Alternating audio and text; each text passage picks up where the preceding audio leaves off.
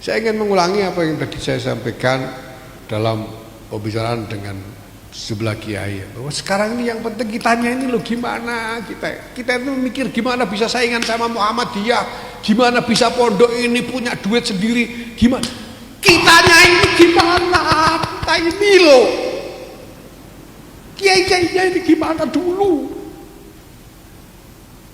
Kalau ini belum beres percuma, semuanya percuma. Buat apa? Kalau yang lain mau maju Muhammadiyah maju, biar.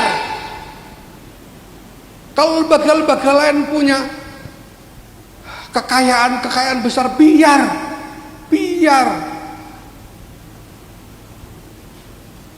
Mari kita pikir dulu ini keulamaan kita ini seperti apa. Yang mulia para kiai, para masyayikh, Ibnu Qaddimah, Khatib Am, Kiai Ahmad Said Astori, Kiai Ubaidillah Sadaqah, Rais Suriah Jawa Tengah, Kiai Mas'ud Masduqi, Rais Suriah Jogja, para kiai yang lain, para Rais cabang yang hadir pada kesempatan ini. Alhamdulillah, sebelumnya saya mohon maaf, saya nanti tidak bisa mengikuti sampai akhir karena saya harus lari mengejar penerbangan sore ini. Saya mungkin 2:30 harus sudah bergerak, bergeser dari sini. NU ini adalah jam'iyahnya ulama, ini Nahdlatul Ulama. Ini jam'iyahnya ulama, bukan yang lain. Nah, pertama sebetulnya sudah ada semacam diskusi yang intens dan penuh kontroversi dalam beberapa segi ketika hendak didirikan Jam'iyah Nahdlatul Ulama ini. Pada waktu itu sejak tahun 1925 itu sudah ada pembicaraan dari kiai-kiai untuk mendirikan jam'iyahnya para ulama. Dan saya mendapat riwayat dari salah seorang zuriyah Syekhuna Khalil, yaitu Kiai Makki Nawawi, Ketua PCNU Bangkalan, bahwa ketika pertama kali Hadratus Syekh matur kepada Syekhuna Khalil tentang gagasan mendirikan jam'iyahnya para ulama ini, itu tanggapan Syekhuna yang langsung itu bilang, beda ulama kajebur. Ini sayangnya yang orang yang asli Solo tidak datang ya, jadi. Apa ada ulama di Jawa? Syekhuna bilang, apa ada ulama di Jawa? Nah ini, maka ada sejumlah kiai besar yang juga murid-murid dari Syekhuna pada waktu itu, termasuk salah seorangnya kalau tidak salah Kiai Abdullah dari Pasuruan, yang langsung menyatakan tidak mau bergabung dalam organisasi yang didirikan oleh orang-orang yang menyebut diri mereka ulama. Dulu katakan begitu, karena pada waktu itu kiai-kiai ini pertama punya standar yang tinggi tentang keulamaan, yang kedua tercekam oleh rasa tawadhu untuk tidak mengaku sebagai ulama.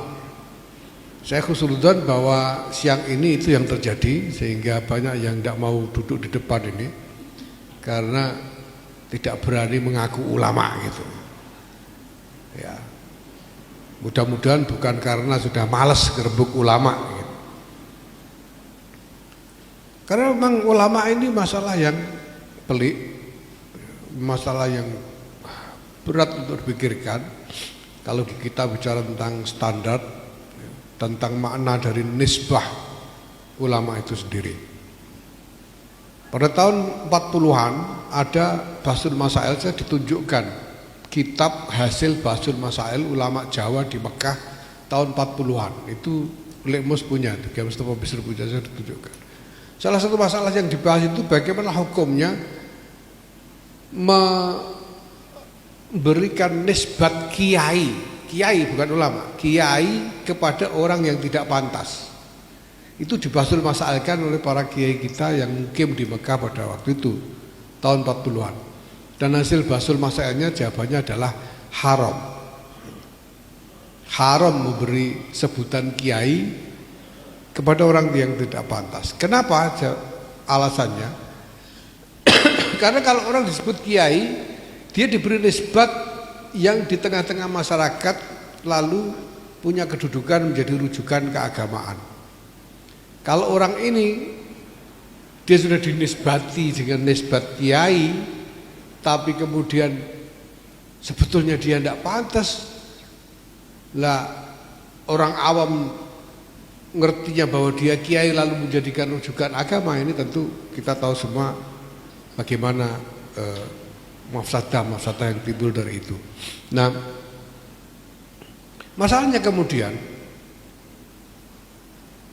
ya apapun juga tidak mungkin umat ini nggak ada ulamanya, itu kan nggak mungkin. Walaupun dikatakan bahwa Allah itu mencabut ilmu dengan biqabdil ulama, ya tetap saja harus ada ulama di tengah-tengah umat ini, tidak mungkin tidak. Apalagi kalau kita ingat sabda Rasulullah SAW yang dikutip juga oleh Hadratus Syekh dalam salah satu nasrahnya, innal ulama umana Allah ala ibadi. Itu yang hadis yang dikutip oleh Hadratus Syekh dalam salah satu nasrahnya. Nah, kalau ulamanya tidak ada, siapa yang dipasrai? Hamba-hambanya Allah ini, umana Allah ala ibadi, itu ulama. Jadi mestinya ada ulama, sarupa-rupanya kudu ana ulama. Nah, cuma sekarang ulama ini lalu macam apa? Ya, sekarang orang-orang bahkan di antara kita sendiri juga makin kabur persepsi tentang ulama ini. Ya, ada yang ketakutan disebut kiai kayak Ofa tadi itu.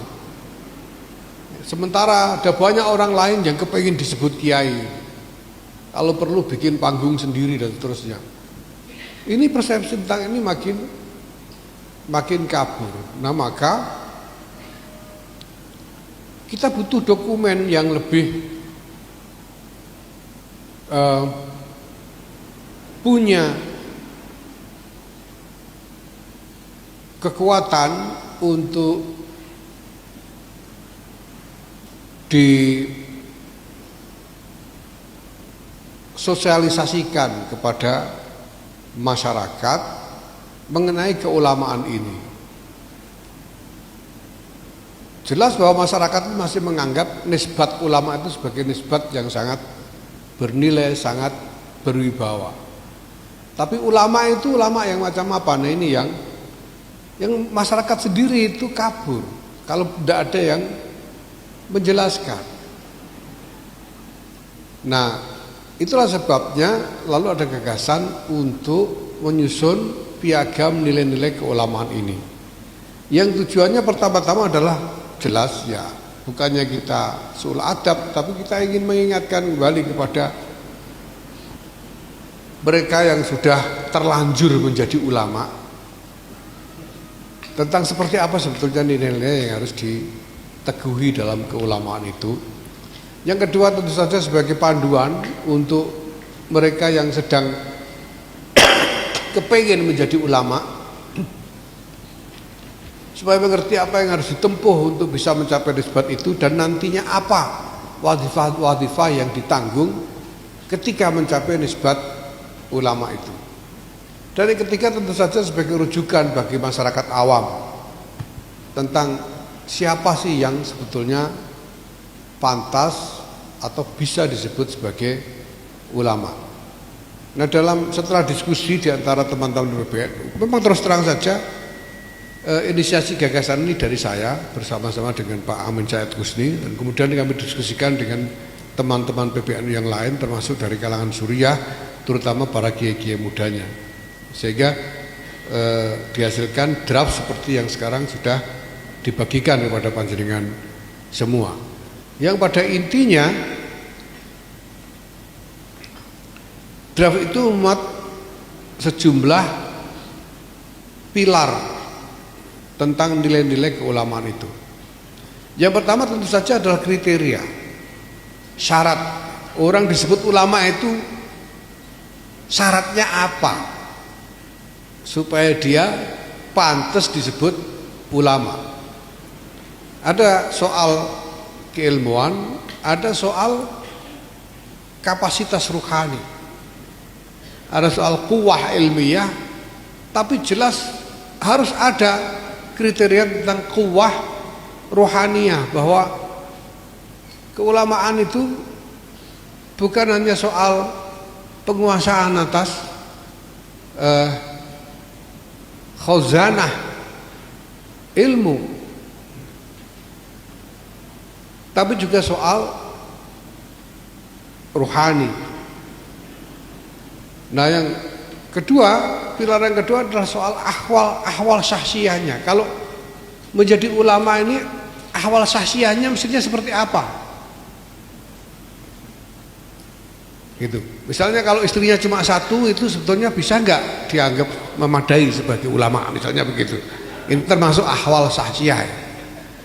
Ya tentu saja soal akhlaknya, soal macam-macamnya lah. Paling tidak hal-hal yang normatif terkait dengan ahwal syahsiyah dari para ulama ini. Ya. Nah, yang ketiga, karena kita ini punya organisasi ulama yaitu Nahdlatul Ulama ini, maka tentu saja harus kita bicarakan bagaimana sebetulnya kedudukan, fungsi, peran, tugas-tugas dari para ulama di tengah-tengah kehidupan berjam'iyah ini. Maka ada nilai-nilai kejam'iyahan. Ya, di samping ada nilai-nilai tentang tadi itu tentang keilmuan, nilai-nilai tentang keruhanian, nilai-nilai tentang akhlak sebagai ahwal syahsiyah, ada nilai-nilai nilai-nilai kejam'iyahan. Karena ini organisasinya ulama, bukan organisasinya politisi, bukan organisasinya broker-broker tambang, bukan organisasinya ya sekedar guru-guru madrasah. Ini organisasinya ulama. Jadi ulamanya itu harus bagaimana di dalam organisasi ini. Ini adalah concern atau kepedulian saya yang sebetulnya sudah agak lama. Sebetulnya gimana ya ulama ini? Karena saya menyaksikan gejala semakin merosotnya, terus terang saja ini, semakin merosotnya keterlibatan ulama di dalam dinamika kejam'iyahan di berbagai tingkatan. Saya melihat pertama-tama itu saya perhatikan misalnya sejak tahun 90-an bagaimana Ansor itu sudah tidak ada muka santrinya, itu tidak ada sejak tahun 90-an. Apalagi kalau dibawa makin ke atas sampai ke elitnya, sudah tidak ada lagi santri-santri, ya, santri-santri senior, gus-gus, kiai-kiai muda yang terlibat di Ansor, itu tidak ada sudah. Nah, kalau sudah tidak ada itu, terus wajahnya Ansor ini bukan wajah santri, itu terus gimana? Wong Ansor ini adalah banomnya NU. Kenapa lagi kalau NU-nya? Tadi saya rasa-rasa dengan Kiai Ansori, dan itu sudah. Ya, saya cerita tentang apa yang saya sampaikan dalam pertemuan para surya-surya Himasal di Lirboyo waktu itu. Ada Kiai Ubaid hadir juga.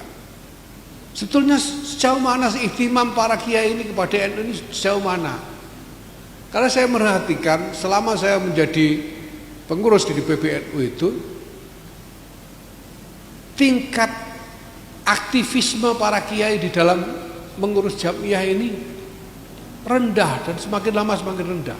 Rapat-rapat pengurus itu makin banyak yang absen, kiai-kiai, makin sering, sehingga hanya beberapa gelintir yang aktif untuk mengikuti rapat-rapat dan forum-forum organisasi.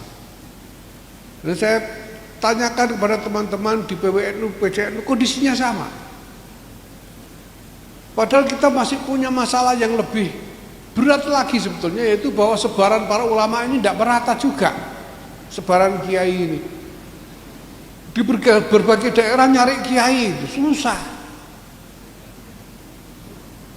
Ya kalau di Jawa Tengah begitu enak, bagaimana dengan Kalimantan Utara? Bagaimana dengan Sulawesi Utara, Papua, Nusa Tenggara Timur, dan lain sebagainya? Itu masalah besar.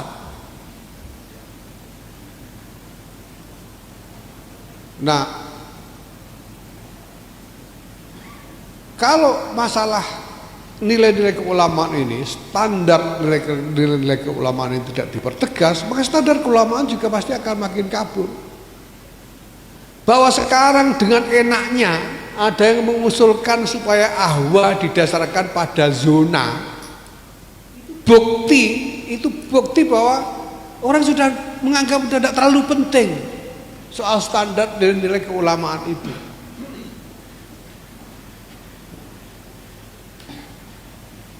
Sudah menganggap udah sama sajalah kalau ulama dari pesantren sama ulama profesor doktor di perguruan tinggi itu sudah sama saja gitu, kira-kira begitu pikirannya misalnya. Dan terus maka ini harus kita ingatkan kembali dan kita tegakkan kembali nilai kejamiahan dari ulama. Dan yang terakhir tentu saja nilai-nilai kemasyarakatan dalam fungsi ulama sebagai ra'il ummah ini.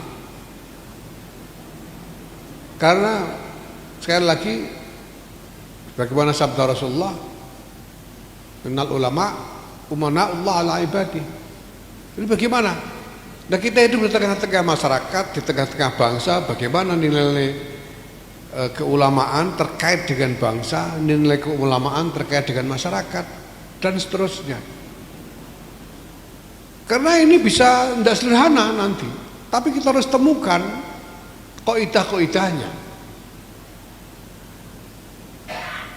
Ini nggak sederhana karena ada hal-hal yang sekarang semakin rumit ketika kita bicara tentang misalnya kepentingan nasional, kepentingan internasional, kepentingan Islam, kepentingan lokal, rumit sekali. Tempo hari saya terlibat diskusi dengan kiai-kiai di Jawa Barat, misalnya terkait dengan posisi Indonesia di tengah dinamika urusan Israel Palestina ini, Amerika, Iran, macam-macam. Saya tentu saja tidak bisa menjelaskan semuanya karena itu rumit sekali. Ya, tapi saya hanya katakan begini. Sekarang beginilah. Presiden Prabowo itu presiden mana? Presiden Indonesia tuh.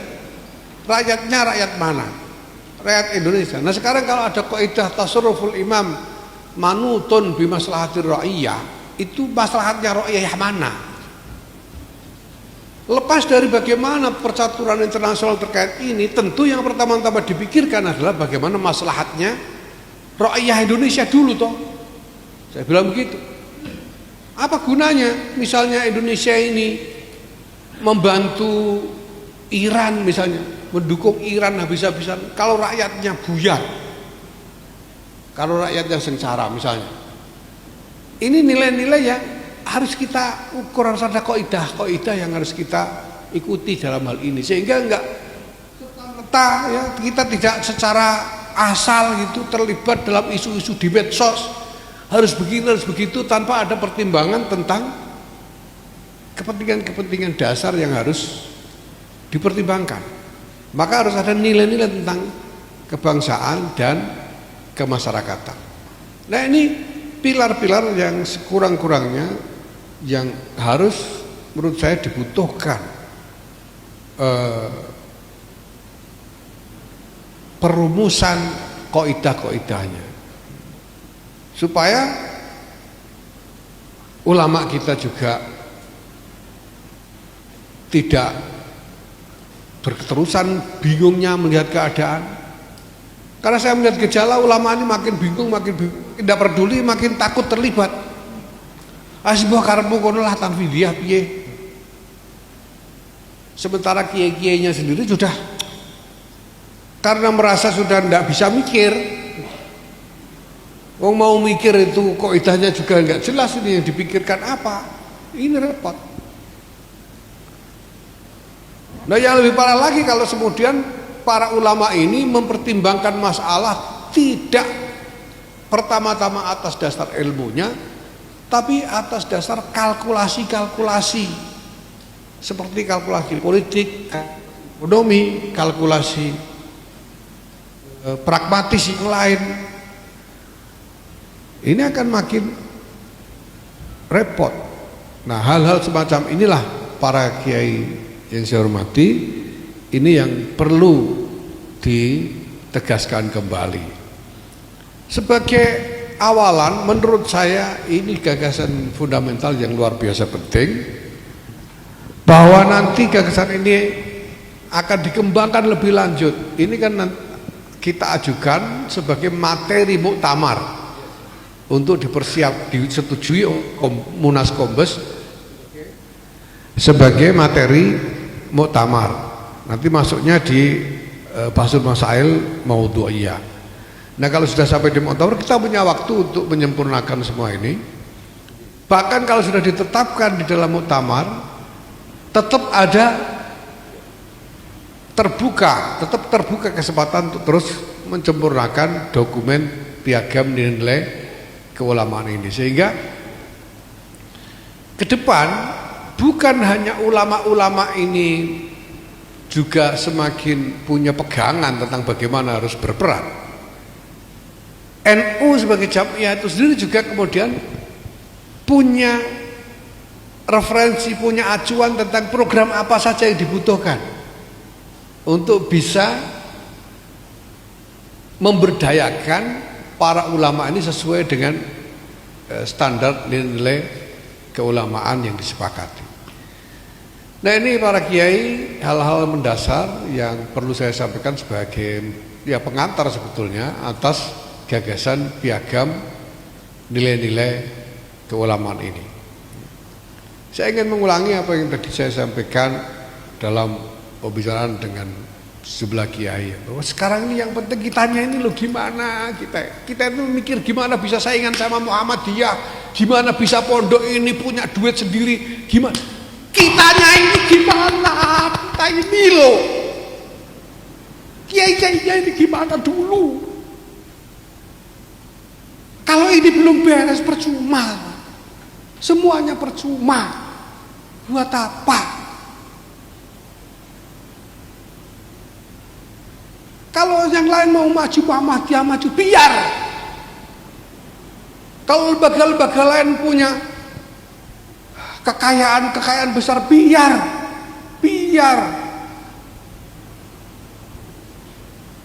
Mari kita pikir dulu ini keulamaan kita ini seperti apa.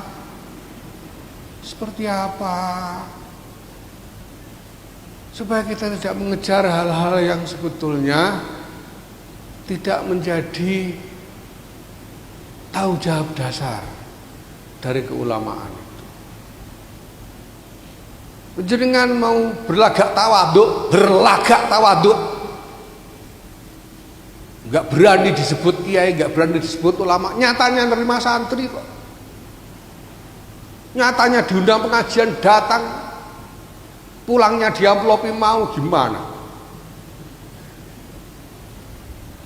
Masa kita gak pikirkan hakikat dari kedudukan para ulama dan orang-orang yang sudah terlanjur diberi nisbat ulama, terlanjur dianggap sebagai ulama, diajak ke sana kemari oleh berbagai pihak untuk melegitimasi macam-macam urusan atas nama ulama. Monggo. Kita ini sudah kelamaan enak sejak reformasi. NU ini nggak ada yang nggak enak sejak reformasi. Kalau sebelum reformasi macam ngenes terus NU ini. Tapi sejak reformasi itu enak terus, nggak pernah nggak enak. Itu saya kira sekarang sudah saatnya. Alam ya'ni lil ladzina amanu an tahsha'a qulubuhum li dzikrillah wa ma nazala minal haqq wa la yakunu kal ladzina utul kitaba min qabl fa tala 'alaihimul amadu faqasat qulubuhum aksaruhum fasik wal ya'dzu billah summa al ya'dzu billah Allahul muwaffiq ila aqwamit thariq. Assalamualaikum warahmatullahi wabarakatuh.